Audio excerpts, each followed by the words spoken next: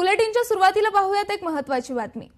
कुंभमेळ्याचं बनावट work order प्रकरण। जामनेरमधून आणखी 3 जण ताब्यात घेण्यात आलेले आहेत। बनावट वर्क ऑर्डर प्रकरणातील संशयितांच्या घरांवर पोलिसांची चौकशी सुरू आहे। धुळे येथील शिक्षकाने मित्रांच्या खात्यावर लाखोंची रक्कम वळवलेली।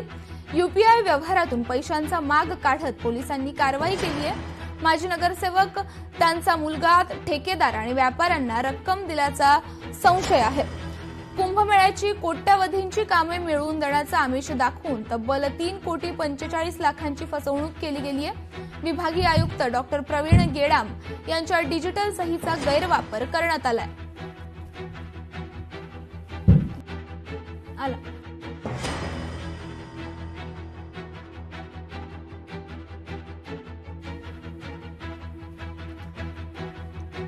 कुंभमेळ्याचं बनावट वर्क ऑर्डर प्रकरण आणि जामनेरमधून या प्रकरणात आणखी 3 जण ताब्यात घेण्यात आलेले आहेत।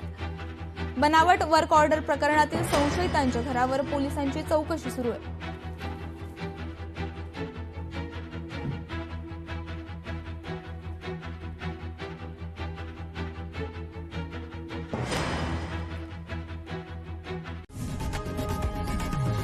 लोकशाही मराठी ऐका, पहा, जागरूक रहा।